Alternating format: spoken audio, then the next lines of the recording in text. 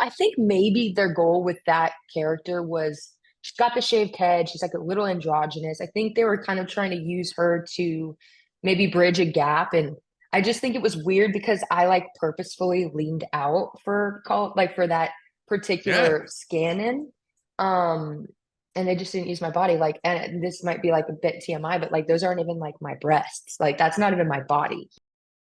Battleline Podcast. It is Veterans Day this week. If you're hearing this the day that it comes out, so to all veterans, celebrate this day. Have a great day. Coming from a civilian who gets to work with a lot of veterans, I appreciate what all of you have done for this country. And anyone who listens to Battleline Podcast knows that this is a very veteran centric podcast, and yeah, every show.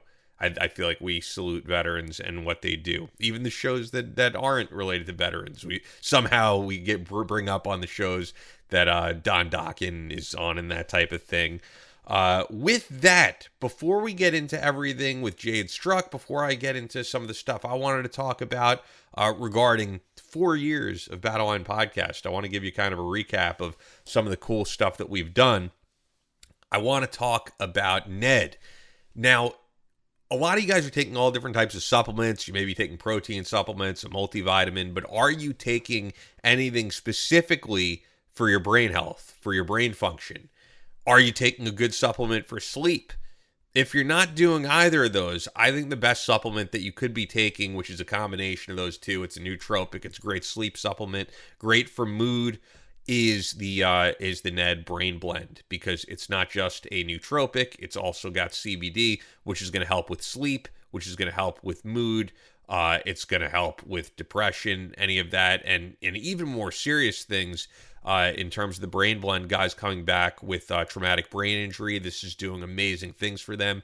And we're hearing more and more about the benefits of CBD if you're out there reading these studies. Even more serious things like Alzheimer's, it's being used to treat. So we're hearing positive things about that. We suggest that you check out Ned, any of their products, their mellow magnesium, their just regular daily blend of CBD, or their brain blend. That's a favorite.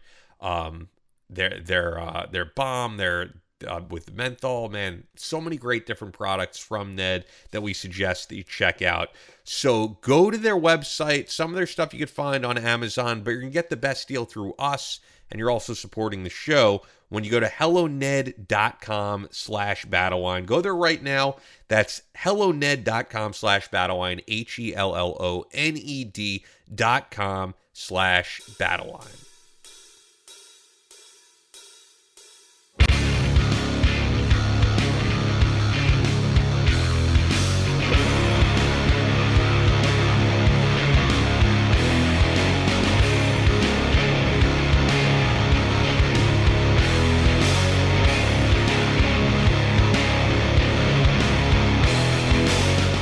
From Kansas City to New York City, from planet Earth to extraterrestrial life in space, a podcast with no equal, engaged in unconventional warfare through your speakers and headphones. This is a show about embracing the suck, conquering your demons, and finding God in the face of adversity. Chris Tonto Peranto. Switch is on. Motherfucker, I'm gonna shoot you in the face. Ian Scotto. You know, Ian and I have been dating for a long time. You are now tuned into the Battleline Podcast.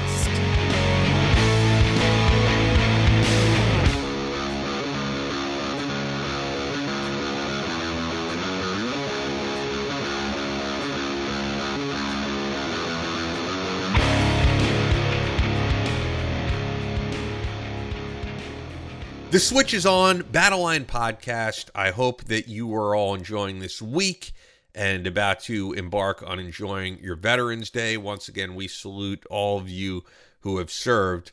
Interesting thing, though, is 11/11 Veterans Day also marks this year 4 years of Battleline Podcast, which is pretty crazy. If Chris was here, we would reflect upon it a little bit. Chris is not here, as you can see, and every now and again I do get comments in the on the YouTube or any of that stuff of, hey, where's Chris Tonto Peranto this episode? But if you're a longtime listener, you kind of know this already, because since the very beginning, every now and again, and sometimes more often than others, there's just going to be episodes of me with someone else.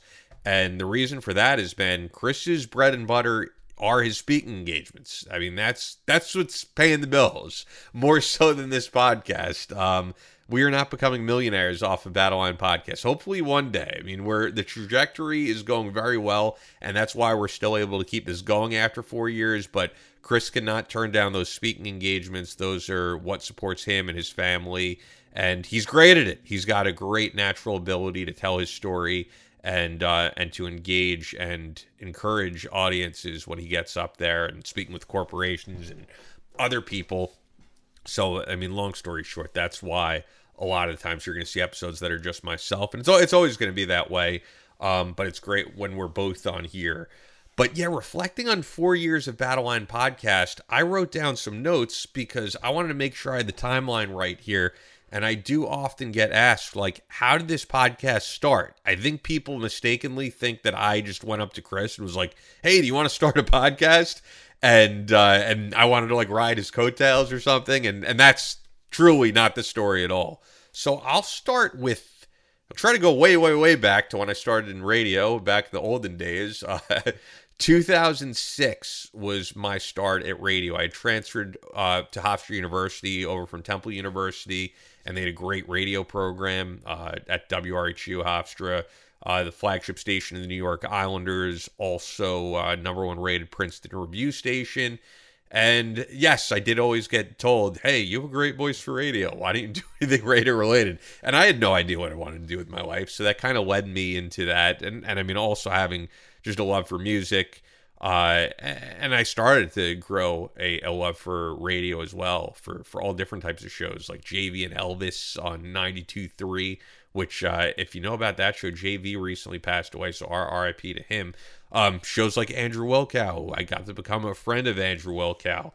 But my first gig in radio was in June of that year, June of 2006, with Fangoria Radio, hosted by Dee Snider, legendary Dee Snider of Twisted Sister, and Debbie Rochon. And if you don't know Debbie Rochon, she's been on the podcast before, but you hear her voice on every episode. She does the intro, she does the outro, so I do still occasionally stay in touch with her, and maybe we'll have her back on at some point when she has something to promote. But yeah, Debbie's my go-to person whenever I need like something like that done, because I think she did an awesome job with the Battleline intro and outro that you guys hear on every episode. And the music by Jimmy Allen, I can't forget that. Jimmy Allen, original guitar player, Puddle of Mudd, wrote most of the hits that you hear from Puddle of Mudd. But before I get too off track here, so I was doing that, and then I got hired in 2008, I believe. I'm pretty sure I got hired I'd have to look back at my LinkedIn. Got hired, I think 2008 by SiriusXM. And I got to do a lot of really cool shit there, one of which was filling in for Andrew Wilkow, something I always dreamed of. And him and I became friends, actually, during the election cycle of 2008. Got to work on his show. Worked on Senator Bill Bradley's show as an associate producer, which I won that New York Festivals Award behind me for, which I'm always proud of. So got to work on shows on Jamie Foxx's channel. Worked with Mojo Nixon. Did a lot of cool stuff at SiriusXM, but at Wilkow's show is where I really met a lot of people that changed the trajectory of my life. So the first of which I should mention was Brandon Webb, who I met in early 2012 while I was working there. Brandon was the first Navy SEAL I had ever met. I thought his story was really cool. I didn't know much about the Navy SEALs at the time. I didn't know a thing about special operations. That's around the time I also met Jack Murphy, because they were both starting SOFREP.com, which blew up and became huge and is where a lot of you know me from, but that's later on as well. So 2012, I meet Brandon Webb. We become cool. And later that year, in 2012, I meet Navy SEAL Glenn Doherty. Glenn Doherty comes over to SiriusXM as just a friend of Brandon Webb, because they were working together. They had written a book together, and Glenn Doherty was going to work at SOFREP.com possibly as a writer, as a personality for the website, and he was a cool guy. I got to shake his hand and everything, and I think you guys all know what happened. A few months after that, we hear that Gwen Doherty dies in Benghazi. And just like many of you, I became very fascinated by the story of Benghazi because immediately the Obama administration was lying about what happened, and that cover-up became apparent pretty quickly to any of us who were following it, and were I was just like any of you guys who were listening. I was outraged by being told that it was a YouTube video and all this stuff. And Brandon and Jack Murphy and all the guys at SoftRep.com did a really great job, I felt, of getting the real story out there prior to even the 13 Hours book coming out, because Chris, Tig, Oz, none of those guys were able to talk. They were kind of silenced until they got the book out. From there, I'm used to being on air basically from 2006 to 2009, while also working at SiriusXM. I'm still doing stuff at WRHU until I graduate that year, 2009. 2009 up to 2013, I am not doing anything in an on-air capacity. I'm just working behind the scenes. But the thing is, I always kind of think of myself as a radio host, and I'm sending out my demo to different places. I'm trying to do what I can on stations at SiriusXM. I'm doing a few things here and there, but by and large, I am just a behind-the-scenes guy in radio. And that is when podcasting really starts to take off. That's around the time Joe Rogan's podcast really starts to get known. And I go, you know what? I have access to all these studios at SiriusXM, and I'm not supposed to do this, but what are you going to do? Fire me now? I am like, no one's here on the weekends. I'm going to use this, and I'm going to record some interviews, and I'm going to make some shit happen for myself. And the first guest that I think of having on is Brandon Webb, because he, like I said, he was the first Navy SEAL I met. I was learning more about what it is the Navy SEALs do, and he put out his book, which was majorly successful. So I wanted to have a conversation with him. And I think Brandon really believed in me, not so much just because of, I guess, my talent at doing this or any of that. What I think it was that in the intro of that podcast that we recorded for the first episode of my own show, I said something to the effect of, you got to make your own opportunities in life. And I think for too long, I was waiting for someone to discover me and put me on something. And my career has never really worked that way. I've always had to make kind of opportunities for myself and like forcefully break myself into somewhere. And I think Brandon has that same mentality. So yeah, I get brought on pretty shortly after that to be on SoftRep Radio, because Brandon just believes in what I do. And I do that for quite some time, a lot of the time just with Jack Murphy. And Drew Dwyer then gets brought into the fold, and me and him become great friends immediately. So as I'm doing that, as I start with SoftRep Radio, and I'm there for a year basically at that point, Chris comes into SiriusXM with one of the other Benghazi attack survivors, and I would not be able to tell you who it was off the top of my head. I think it was probably Oz, but I honestly don't remember fully. Chris just stood out to me because he's a super cool guy, so down to earth, and I think we kind of hit it off as friends from there.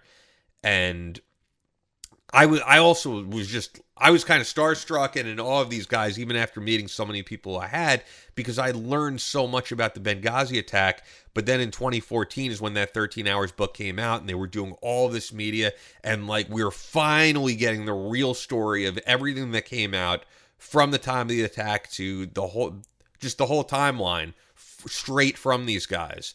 So they were stars in my eyes before I ever met them. I mean, you could find a rant of me on YouTube talking about the Benghazi attack and the cover-ups prior to ever meeting Chris.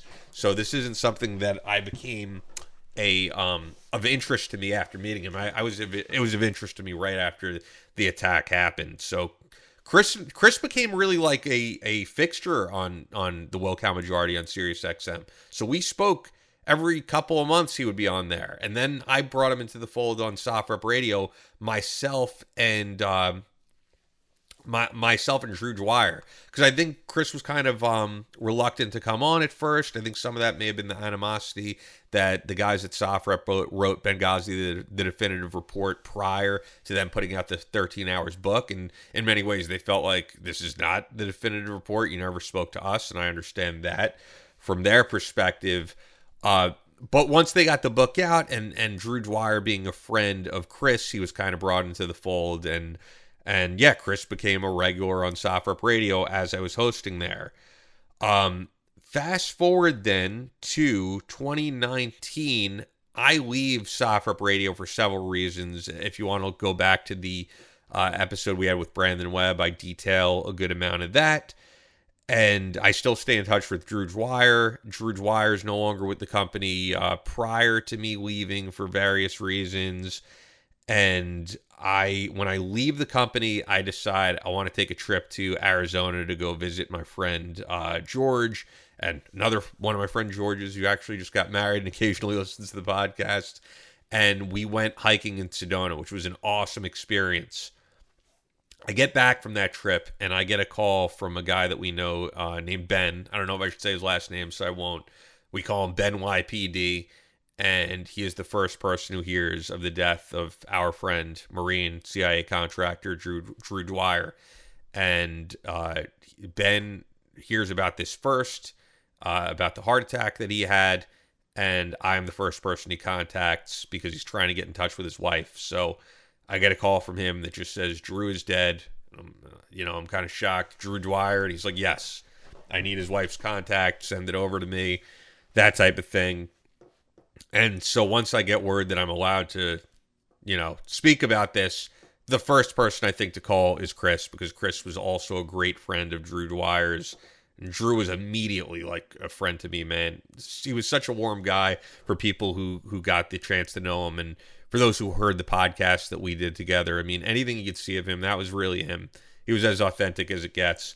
So I called Chris, and I had to break the bad news to him. We spoke about it for a little bit. And it had been a while since I spoke to Chris at this time. So I said to him, just as an off the cuff remark, I was like, by the way, I left SOFREP. I'm just doing other things. I'm, going to become a personal trainer, working on different things from here. And Chris just kind of says, man, why don't we just start a podcast? And I don't know if it was even something he had thought about at all, if it was even something he was serious about, or just it was a funny remark. But when someone says something like that to me, I'm like, yeah, let's go. Dude, me and Chris Peranto doing a podcast? Hell yeah. And not just because I was friends with Chris. I mean, truthfully, the star factor there of how big Chris was at the time. Chris was constantly on Fox News and in media, and his commercial was constantly on TV with the sunglasses that all of you have seen. So I thought this was going to be an immediate hit.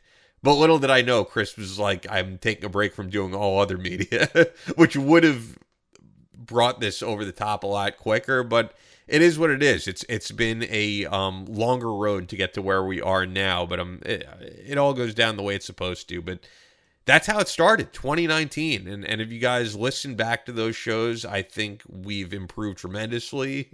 Hopefully, I'm not just the only one saying that, especially being audio only. And then we've gone through different video guys who quite honestly half-assed this thing. And I'm just going to say, I think right now, like, this is the dream team. This is what's going to take things to the next level. Myself, Chris Peranto, Harold doing our video, who is the best video editor we've had, and then also Dylan, who I've worked with since really the pandemic and all that, doing In the Wild, doing Obscurities podcast, writing for that, which Debbie Rashawn once again is the voice of, and writing for all different podcasts that we've done over these years. He's helping us out a lot on that front. And that's why you may notice a few changes here and there. Like, we've moved the show over from, what's it called? From Simplecast to, now I'm forgetting the names of things, if this even matters to you guys, to Megaphone. That's where we've moved the show over to. So we're now on Megaphone, and with that, we're throwing some ads into the shows, which will probably annoy some of you guys. I already know some of you in the comments will be like, oh, there's too many ads. But guys, just keeping it real, we don't do this for free. We have to pay to, keep the show up, to pay for video editing, and we're trying to build the show and build a profit. And as for the sponsors we do live reads for, those are all sponsors that we truly believe in. We wouldn't work with them otherwise. But yeah, you'll be hearing a few more ads during the show, which will hopefully lead to more revenue and lead to doing more cool things, quite honestly, and more in-studio appearances by people. And like when I'm in Vegas for SHOT Show, I want to get Corey Taylor in studio. We got to pay to book a studio. So all of that stuff factors in, and I think 2024 is going to be an amazing year for this show. So, yeah, that is the origin story of us, then launching the show on Veterans Day 2019. The only show Chris has been in studio for in New York City, and I hope that we get to do something like that again. But that's where all the photos are from. You see the photo shoots of us in the logo that you see over there, that you see on every podcast. That was from the first ever show that we did. Another thing I wanted to address before we get to the show with Jade Struck is, truthfully, I know everyone is hearing the terrible news out of Israel, and everyone is going to have different perspective on this, which I realize, of course, because to look at this as just a simple issue would be ridiculous. I think it is, and I think all of us should feel it is tragic when any innocent civilians are dying, when children are dying, whether it's the people who were held capture by Hamas, by Palestine, and that we're still trying to free, or the people that are being bombed, with Hamas using them as human shields. This is tragic either way. I'm not here to change anyone's mind. I mean, I have a great respect for the people of Israel. I will be the first to say I'm not the biggest fan of the prime minister who's been there just about my whole life, Benjamin Netanyahu. I had the opportunity to go to Israel way back in 2005, which I will always cherish. And I've always said that I would go back there at some point, and I haven't at this point. And I really hope I get to. But when you see stuff like this, it's like I hope there is something to go back to, because this cycle of never-ending war is it's tragic and it's horrible, and there's not much more I could say. I'm not going to get on here and give you platitudes with no real meaning of who you need to stand with. You guys are educated. You know what's going on. You guys follow the news out of there. But what I wanted to address and what pissed me off, quite honestly, was that you guys remember we had a guest on the show a while back, Tariq Azim, and he was great, by the way, so no disrespect to Tariq. He suggested that we have UFC fighter Jake Shields on, and at the time I was like, cool, let's have him on, and I have his number, and I hit him up, and Jake posts a lot about conspiracy theory stuff on Twitter, or X, which quite honestly I have no problem with usually. I mean, dude, for the love of God, we had Alex Jones on the show, and you hear Alex Jones on every intro. But Alex actually does, despite some of the things he's gotten in a lot of trouble for, Alex does do his research on some of the things that he puts out there. Yes, some of the times turns out to be false. Many of the times he's ahead of the curve on things that we later learn, quite honestly. But I don't even think Alex would put out anything as outlandish as what I'm about to state. Jake, I have just noticed, is one of these conspiracy guys, even prior to everything going on, where everything seems to go back to Jewish people. And I am by no means one of these people who says if you criticize Netanyahu, which I just said I'm not the biggest fan of, or Israel and anything, that you are somehow an anti-Semite. But if every single thing that you tweet goes back to some conspiracy involving Jewish people, yes, I do think you're an anti-Semite at that point. And I'm looking at Jake Shields' tweet that pissed me off that I replied to about this from October 26th, which you can find at Jake Shields AJJ on X.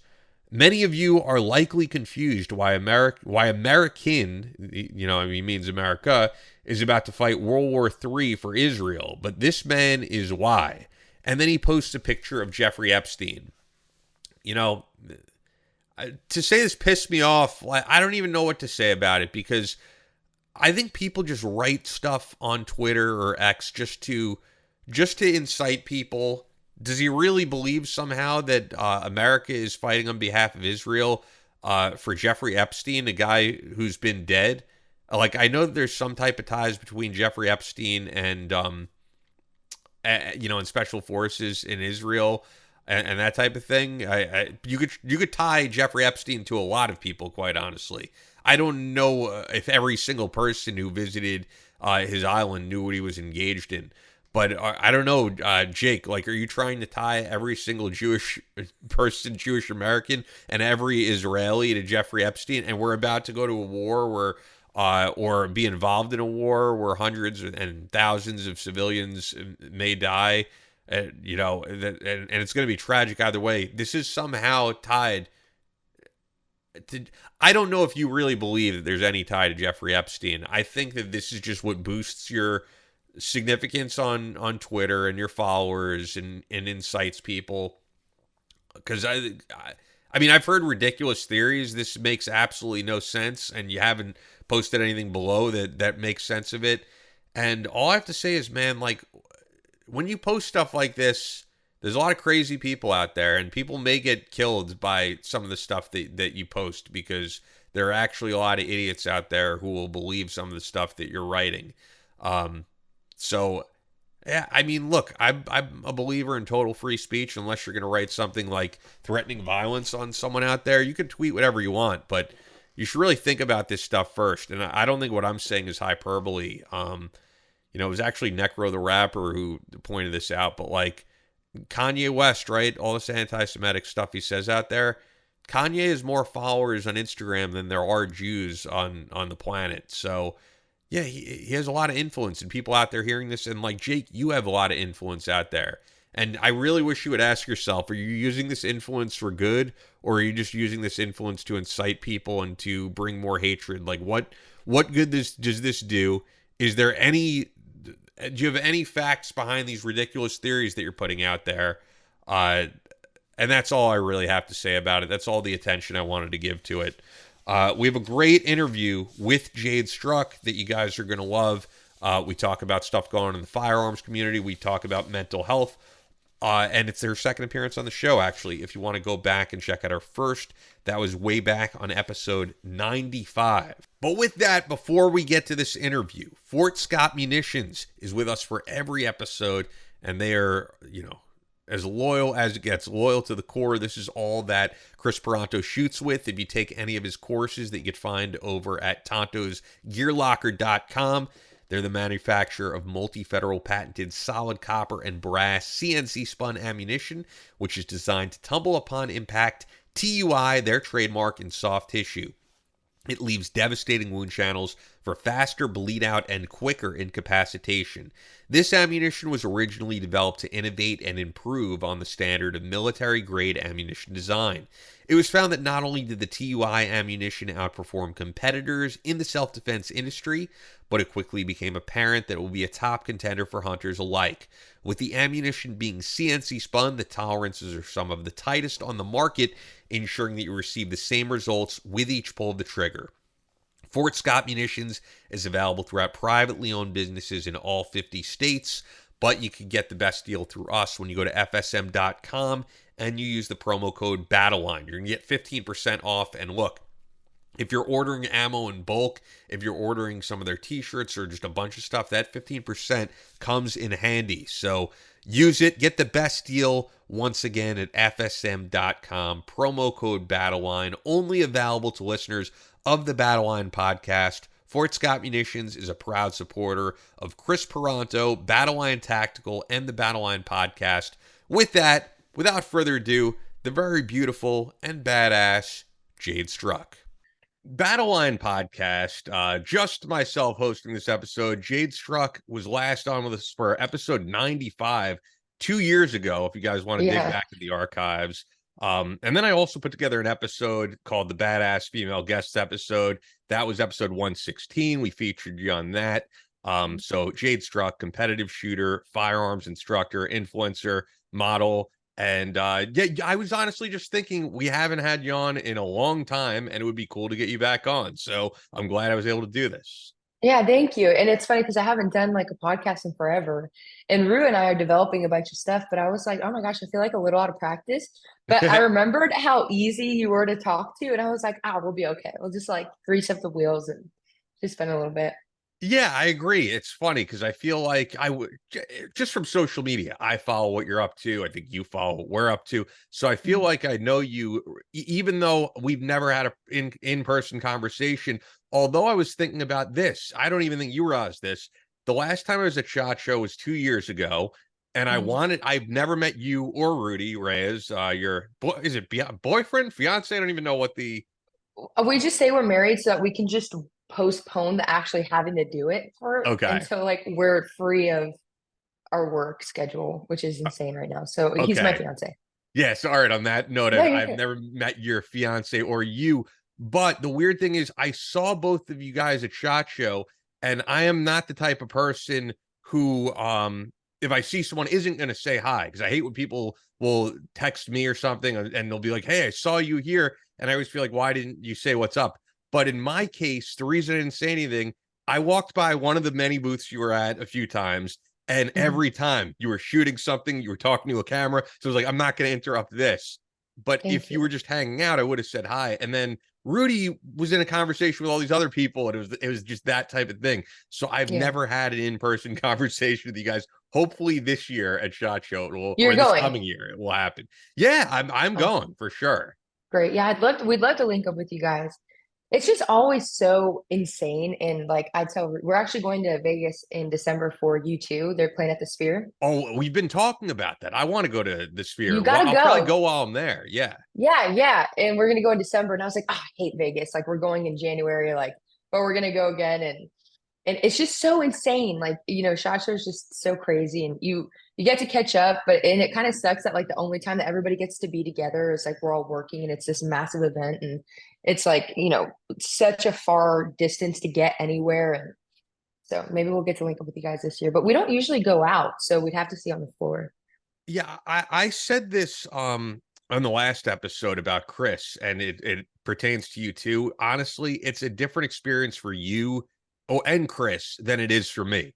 Like, I do this podcast, people know me from this or Software Radio, but I like truthfully, I'm not a super recognizable guy. In that world, I get a few people who will be like, "Hey, I listen to your podcast."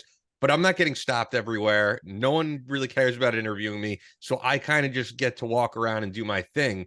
For And enjoy you it. and for Chris, you're getting stopped every 2 seconds because this you're a celebrity in this niche world. Maybe not in everyday life, but in this small niche world, this is where people know you. Yeah, and it's honest, but that's like the fun part is because it's funny because rolling with Rudy, you think like people know me, like people know Rudy Reyes. We're walking in the middle of nowhere in Boise, Idaho, and a guy across the street is like, Rudy Reyes, and they're screaming across the street. And so it's actually funny because at SHOT Show, like I can move relatively easily. He's the one getting stopped and trying to lug him along, but it's all good. Like it's rewarding. And my favorite show is NRA show, and we just moved to Dallas, and NRA show is gonna be here next year, which is Nice. great. It's my favorite show, and we'll be local, and I just can't wait. So if you guys get a chance to go to NRA show, it's like the best show that you can go to, in my opinion. I've heard Chris say that he likes it. The only thing I've done in this world really is SHOT Show mostly every year. I end up like skipping years. I didn't go last year, but yeah, I've heard good things about it. Yeah, it's just the consumers and like SHOT is so work oriented and NRA shows such the opposite. Well, for when you can buy things there, which I enjoy, I love shopping, but you get to meet the people that actually watch your stuff or have been following your career. And, for me, because I was so young when I started, now I'm going to be 26, like it's, almost 8 years of me doing this.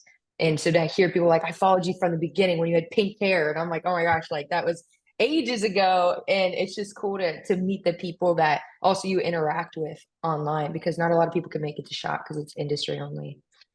Yeah, So I don't remember you with the pink hair. My introduction to you was probably the shaved head, but was that really strictly for a video game character, or did you want to do that? no, no, I did. Yeah, I did it. Just I had so long story. I've always changed my hair, and I had half a shaved head, and then another half a shaved, and then I had a bob.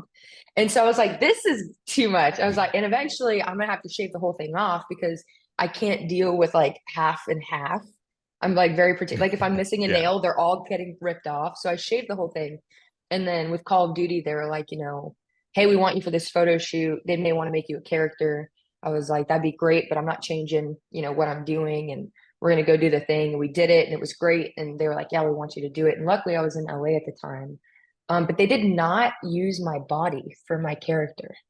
Like, Why not? Because truthfully, this is not a like kissing your ass type of thing, but like both you and Rudy, you have like the video game character body. I know. Yeah. And I don't know. I think maybe their goal with that character was she's got the shaved head. She's like a little androgynous. I think they were kind of trying to use her to maybe bridge a gap. And I just think it was weird because I like purposefully leaned out for that Yeah. particular scan-in. Um, and they just didn't use my body. Like, and this might be like a bit TMI, but like those aren't even like my breasts. Like that's not even my body. You know what I mean? And so I just think Because I've seen like your picture from when you were shooting the character, but what did the character body look like? Because I don't even know. she's just super thick. Like I remember the first comment I ever read about when she came out was Iskra's built like a fridge. And I'm like, oh, she totally is. Like she's a thick girl, you know what I mean? And she's just like really wide. And I'm like not a wide person. Like I wear like extra smalls, you know what I mean? And I'm tall, I'm 5'7", but I'm not that wide. And I'm also like my extremities are thin. And she's just like a thicker girl. Her legs were huge. And I was like, I don't recognize this body, you know? Yeah, but which is kind of it's kind of weird in video games, I guess, because to me, as someone into fitness, although I'm like not at my most fit right now, but I am a It's certified okay. personal trainer.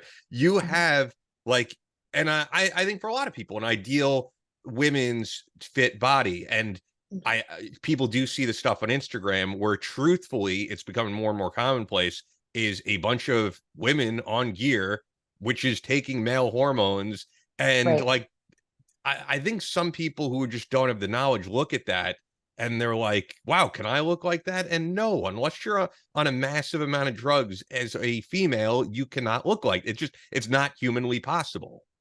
Right. And I think too, like when and I always kind of gauge things like when Rudy and I got together, like I was 150 pounds. I weigh 140 now, but I had like a completely different body type. And I went through like this depression. I gained weight. I started working on my mental health. I started going to therapy. I lost a bunch of weight because I was training like a maniac, but I wasn't lifting heavy weights. I was just doing a lot of body weight. I got super lean, almost to a point where I was so thin. Like we always make a joke about Whitney Houston, like crack is whack, right? Like, cause I was smoking so much nicotine and I wasn't eating properly. And I was just so flat. And now I'm in a really content place where I'm gaining muscle. Like my bellies look good. I'm not dehydrated. Like I'm really great. My water intake is great. My eating habits are great. My sleep is phenomenal. All But important. I think people don't really look at the full picture when they're talking about their physical fitness. They don't think about, well, where's my mental health at? Because where your mental health at is going to dictate how you eat, when you eat, how you sleep, how you view yourself, how you approach your daily habits. I have my closest friend, her name is Brooke, and I love her to pieces. She is doing so much all the time that like she doesn't really pour into herself. And so she forgets to eat. And it's the little things that people don't really think about in their daily routine. It's feeding and fueling yourself in a way that is loving is a form of self-care. And if you don't value yourself as much, which I'm not saying she doesn't value herself, but we all struggle with it, then you don't take the time to nurture yourself. And so I think, for one, to your point, like talking about the use of steroids and all of that, nobody's honest about it, especially online. And then when you do see those natural physiques, you realize that it's years and years and years of work because you need to develop the muscle bellies and you need to develop, your fundamentals of fitness. And same thing with shooting. Like your whole foundation is built on the fundamentals of understanding principles of movement. And then when you start understanding how to block out your training and this, that, the other, but it's totally doable, but it all depends on how you're approaching your life, you know? So Yeah. right now I feel great, but it's because like I've never been happier. Every area of my life is really positive, and it doesn't mean like there's always good days, but like my mental health is great, spiritual health is phenomenal, and I'm grateful. Um, like in all of that contribute, emotional health is great, contributing to physical health. But if all of that first, mental, physical, or mental, emotional, and spiritual aren't in order, this ain't working. You know Yeah. what I mean? No, At it's all. very true. I know when I was at my most depressed, like I could relate to all that. I couldn't eat.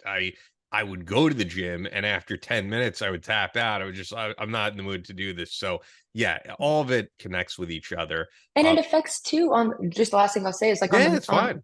my friend, she's like, I really want to get into shape and blah, blah, blah. And she's like, I may do 15 to 20 minutes of cardio, and I'm going to do 15.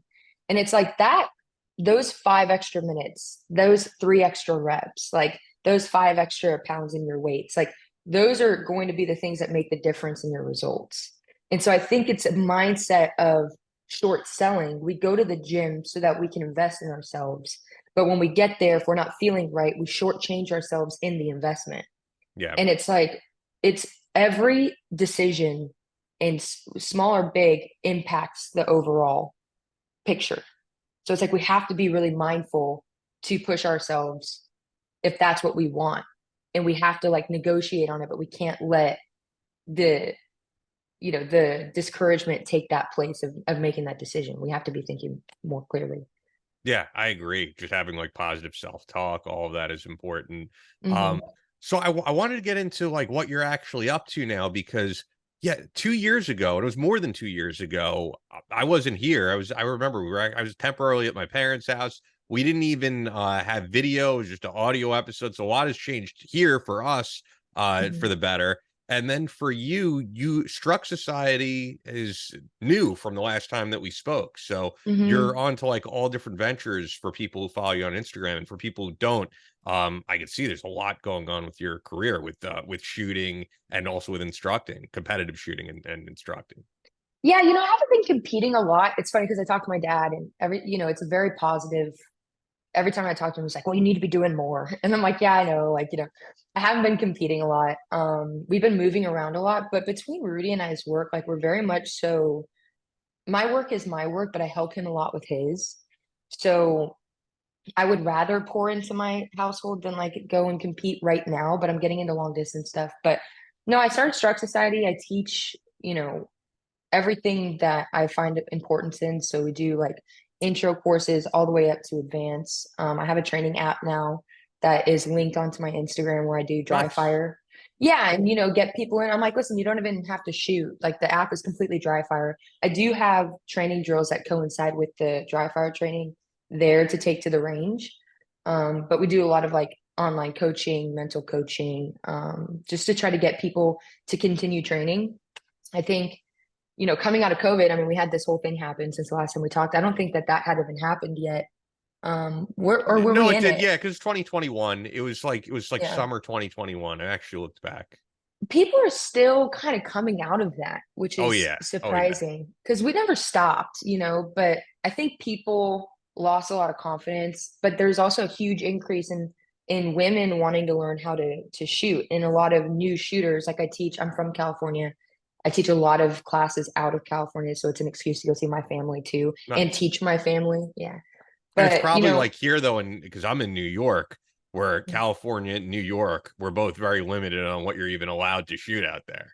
yeah, I mean, honestly, it's funny because California, even though the roster of what you can own is limited, um, I mean, shooting sports, really, California was the epicenter for shooting sports, like way Oh yeah. back in the day. There's one of the oldest pistol leagues there that I used to shoot at.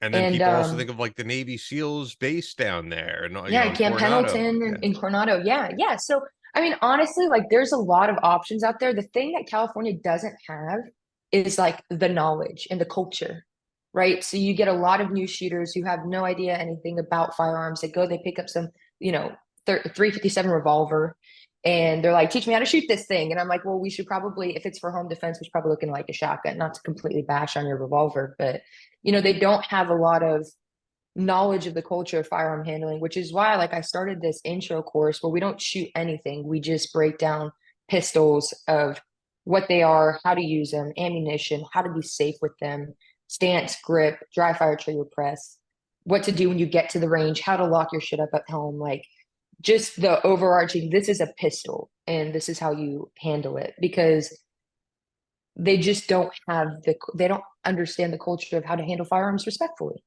and how to keep them, how to keep them safe and how to respect them and not fear them, and, how to understand this is a tool and Yeah. this is how you would handle it. And It so, probably, I was just going to say, probably matters where in California too, though, right? Because sometimes I talk about New York with Chris. It's funny because Chris is from like middle America and he talks about this entire state like it's Midtown Manhattan. And I'm like, right, no, New York is a giant state. There are right. tons of people who are all about the gun culture in upstate New York and, Yes, and hate that this legislation in one tiny part of the state affects all of us. right. I'm on Long Island, which is kind of like a medium between those. I would say that there are I know Long shooters Island. and there's people that are also close to the city. But yeah, I mean, California also very big state. It's not all Los Angeles. No, and to be honest with you, like, you know, California, the only blue parts of the state are the bigger cities, right? You've got Los And that's the Angeles, same as New York State. Same right? exact thing. Oakland, San Fran, Sacktown. That's it. Yeah. Like it's very in especially Central California is very rural, very, I grew up in like an hour outside of LA, and it's all like cops, firefighters, and veterans that live there. And it's called Simi Valley. It's where the Reagan Library's at. Okay. It's a very two-way friendly community. So it's, it is tough, but they're not discouraged. And I'm grateful to be able to offer services there. And I have a lot of great clients that are from California. So I think the goal with Struck Society is just how do we empower and inform people on their journey of firearms, and how do we do it in a way that we get them, like for me, I structure my classes like this is how, I wish my mom was taught how to handle firearms. Like she was kind of like, here's a pistol, like learn how to shoot. And if you shoot it wrong, like go do 10 push-ups. Like totally turned her off. And I'm like, I want to structure all of my training in a way that guides people in a way that they'll stay for the long haul and find themselves in the sport and find themselves grow within it in a different way than I think people would think I don't think people think that's available when looking from the outside. But I mean, it's like anything. So yeah, I started Are, Struck Society. yeah, I was just gonna when you mentioned your mom there, are you mainly targeting female shooters or it's just whoever is interested? I find my advanced courses has a lot of men in them. And then my more intro rudimentary courses has a lot of women in it. And so I actually think that, and my clientele is a very big mixed bag. I enjoy working with everyone. But I think my passion really lies with women, of wanting them to realize that like, just because I have this skill set and I've been doing it for my whole life, doesn't mean that you can't develop it as well and have your own version of it and be confident with your firearms and not, be afraid that, oh, sorry, my phone's ringing. You're good. I hear you fine. I don't know. Okay, good. I just lost you. Anyways, Really, I see. Oh, do you not see me or I I see didn't. you. I got you back. I see you. I Okay. see you. Okay. Did you? Okay, that's a Martin Short. I don't know if he was on SNL or what, but he was doing like cool acrobatics. Anyways, he was like, "I see It's you." funny that you're making a reference like before my time and you're younger than me. Yeah, it's too good. It's too good. Anyways, yeah. Keep that in, Harold, because our video editor. Keep that in. That's Yeah, funny. thanks, Harold. Yeah. So, anyways, I just like working with women, and I'm a family of all women, minus my dad. So it's like just kind of natural for me. And I've been actually blessed because a lot of my friends now are females in the industry, and that's a huge blessing because for a while there, I didn't really have a lot of friends in general in the industry, and that was kind of like self-chosen. But now, like my circle it's really beautiful, and there's a lot of women. There's a lot of great women in firearms that I'm really enjoying sharing the space with. So yeah, I just find myself around them a lot. That's cool. And then you work with a lot of different companies in the industry, Henry Mhm. Rifles, Capital Armory, and a Mhm. lot of them have been on board with you for a long time now. Yeah, I'm really grateful because like I'm working with companies that have the same value system that I have, that want to do good work. This whole lever action boom happened with Chris Costa probably like a year and a half ago.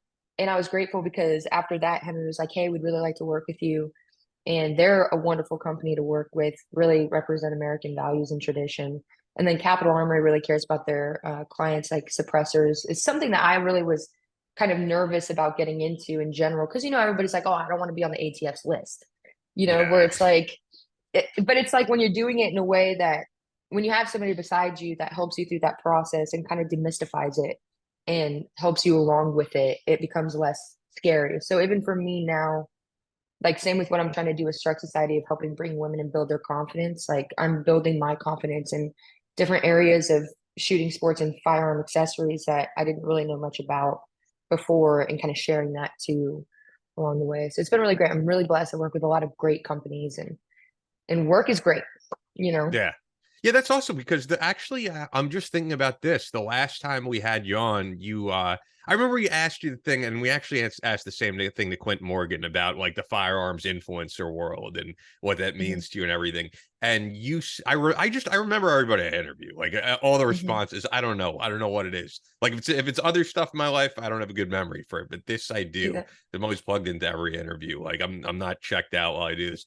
But I remember you saying that this whole firearms influencer thing, it's not something that you see lasting forever, and you're like, I may be a police officer, but do you feel now more comfortable with this, like that this is my career, this is what I'm good at, and I have a following? Because I think for someone like you, this can be a lifelong thing. Who's to say it's not? Yeah, I mean, and I appreciate the work. Like I think there's still I actually still consider, being a cop, and I mean things have gotten so hard in that field, but I don't know. I don't know if I'll ever have like a traditional job, but I'm also branching out in the influencer space behind the scenes, and I'm starting to do some consulting for other like influencers and firearms people. And so I think I am a little bit more settled into it now, but I think that's because I found companies that really trust me and enjoy working with me, and I enjoy working with them. But I still don't know what's forever for me.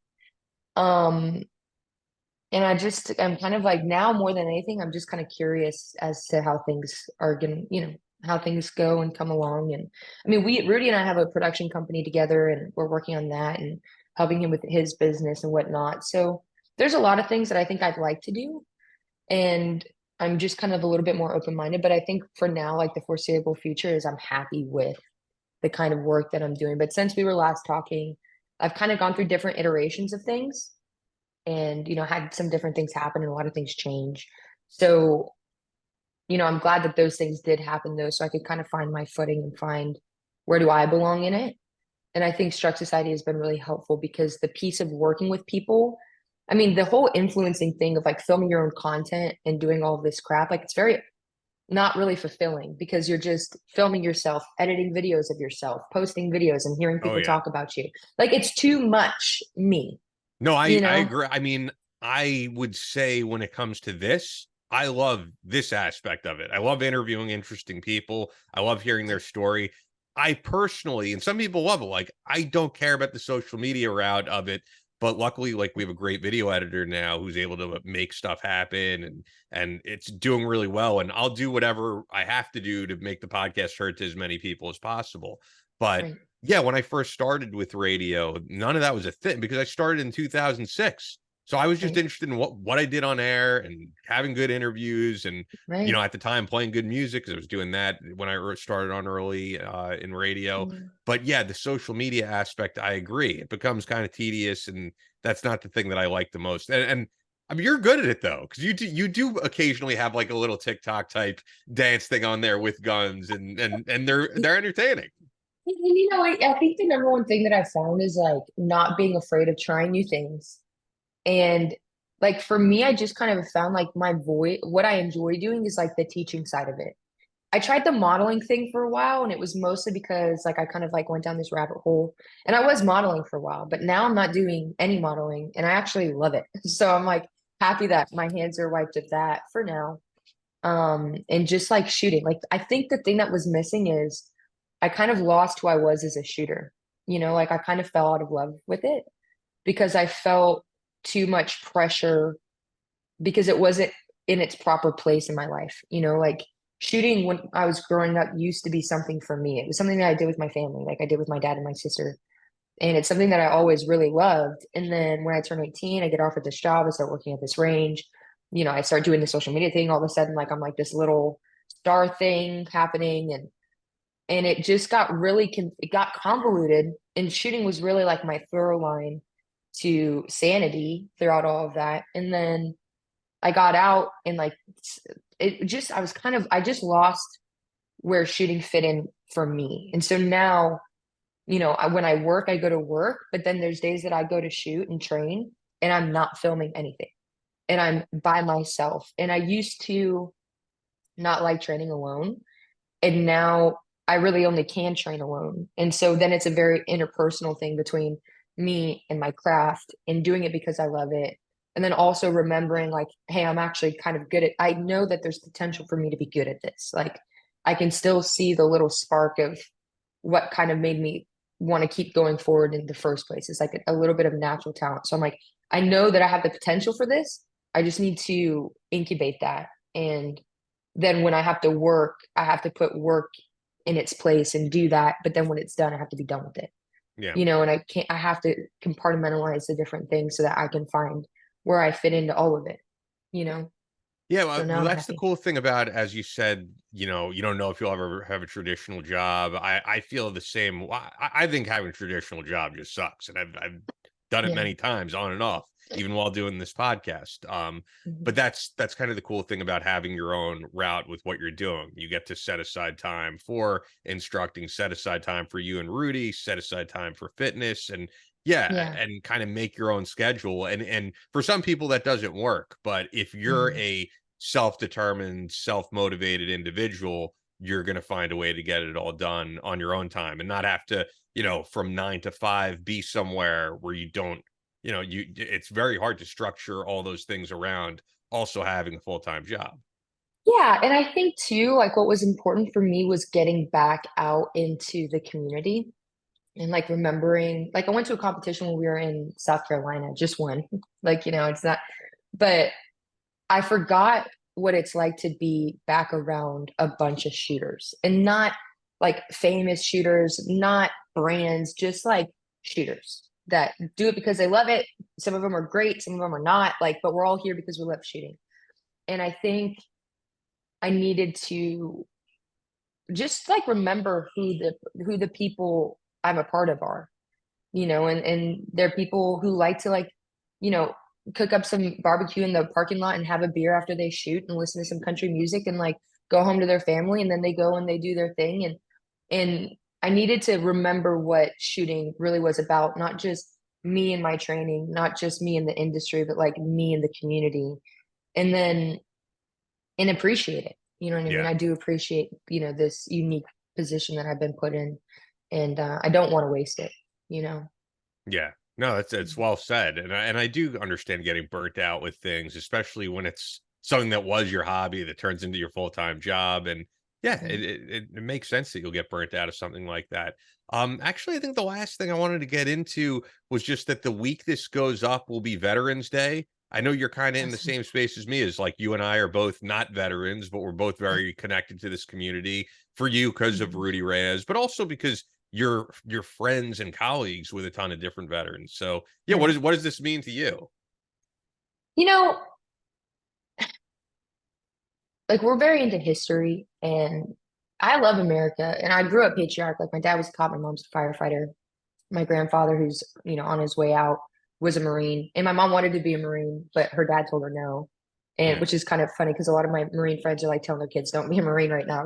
But But if they really want um, to, they're not going to give a they're shit. It's going to. because They're yeah, going I've to. heard that from so many people. When I was doing soft rep, I remember people would send emails sometimes to, when I was doing with Jack Murphy, like, I want to be an Army Ranger, but my parents don't want me to. And he's just like, if you really want to fucking be an Army Ranger, you're gonna You're do gonna it. do it. Yeah. No Yeah. one's gonna When you stop feel, you. So yeah, called to serve. But I will say, I know some of the most extraordinary veterans of our time, Chris being one of them, but like Roger Sparks, who's Rudy's instructor at, I want to say it was his instructor at BRC, but he's part of Force Blue, which is Rudy's nonprofit, and veteran nonprofit. I'm just thinking of names. You guys also know Tulsi Gabbard, which is pretty cool. Tulsi, God bless her too. She's one of the most incredible human beings I know.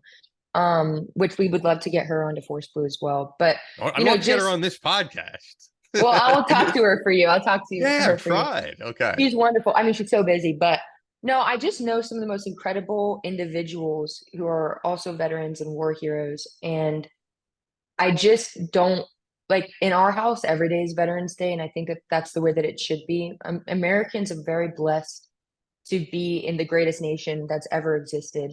And even though we're in a kind of funny time, and it feels like, maybe the walls are getting a little closed in, like true Americans, they they love this country. We love our veterans, we believe in America still.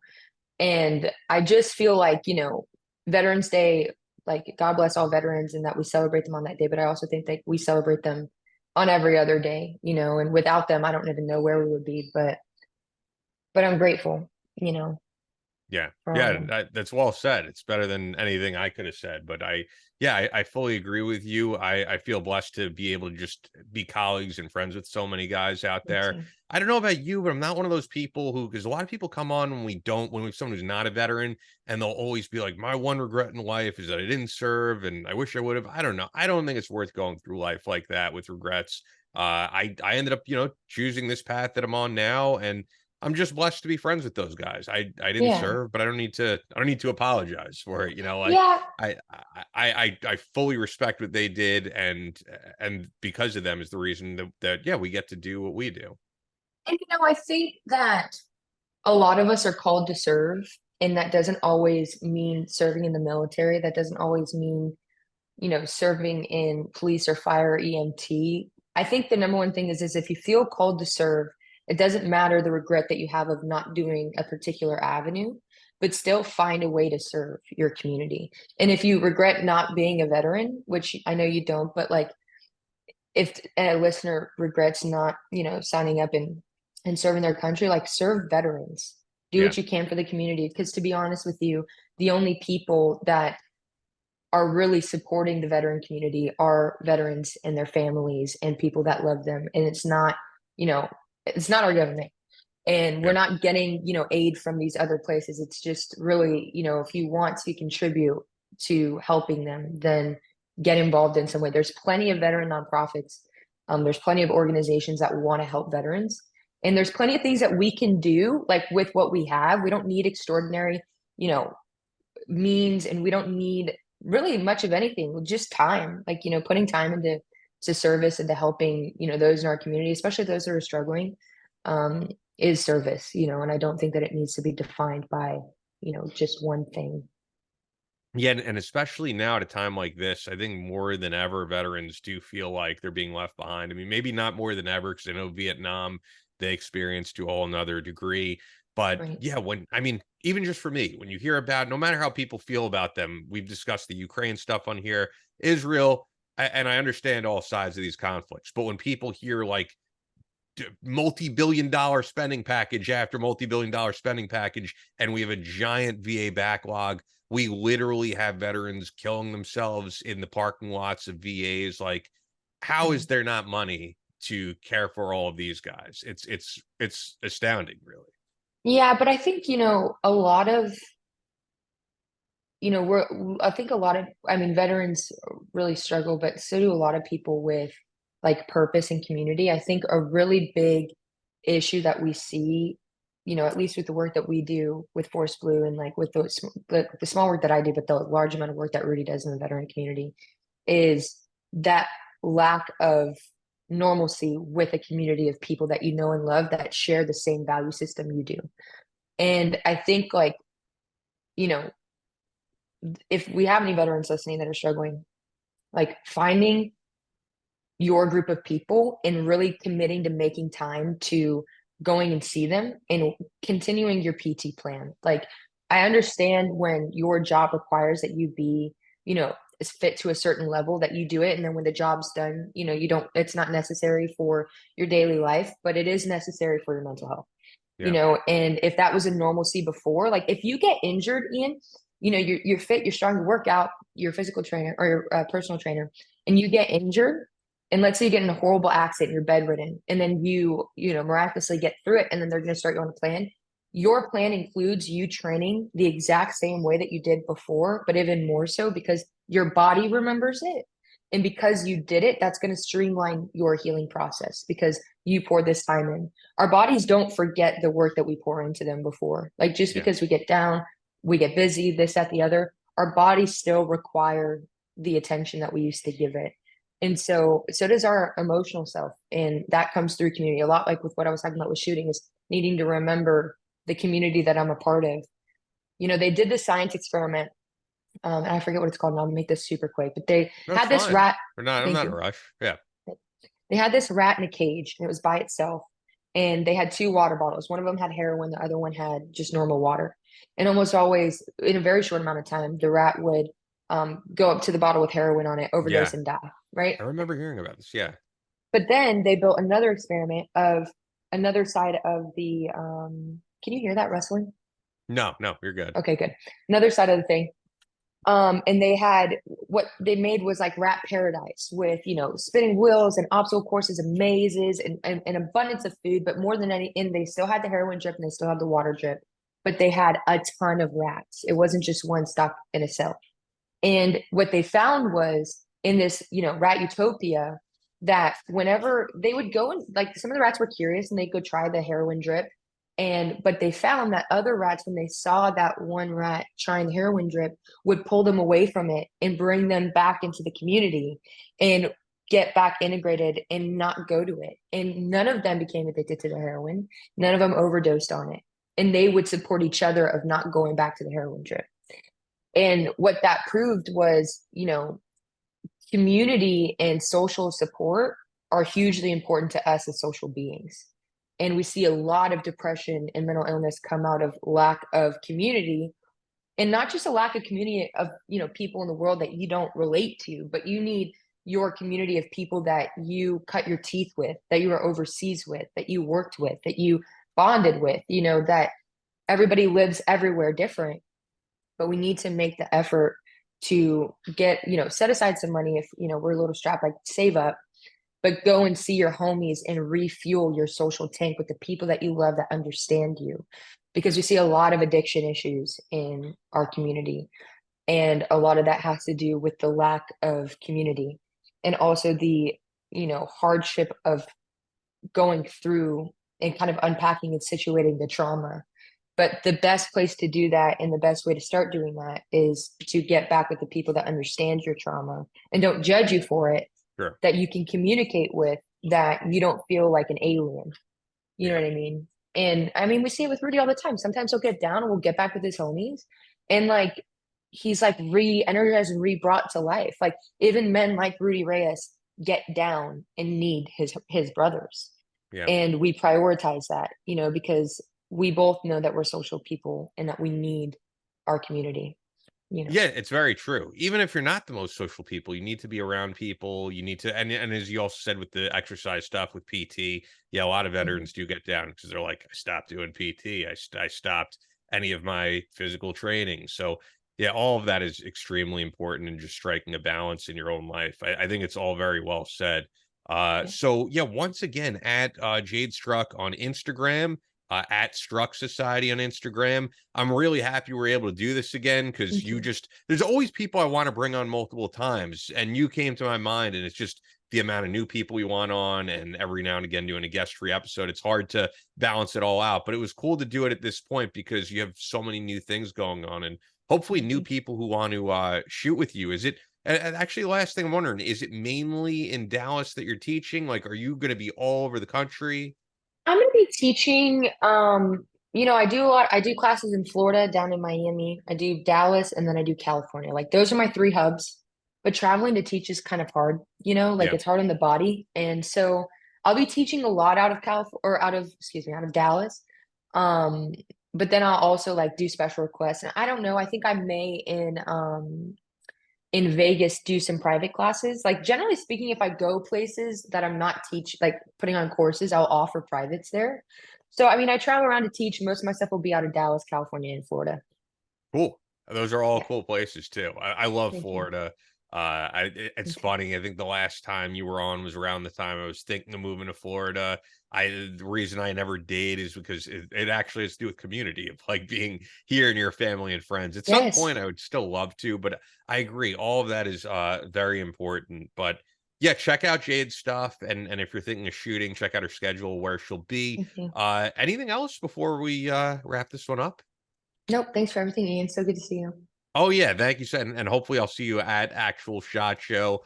Let's make it a Wherever you point. guys are, wherever you guys are listening or viewing, make sure to become a subscriber. Just hit subscribe, all that stuff, and yeah, we appreciate it, guys. That's all for this episode of Battleline Podcast. But we're always posting new content on social media. Follow us on Instagram at Battleline Podcast and on Twitter at Battleline Pod. That's an order. Be sure to subscribe so you don't miss any new episodes up every Tuesday. Leave us a review on Apple Podcasts or your podcast platform of choice. Believe in yourself. Face all challenges head on. And as always, never quit.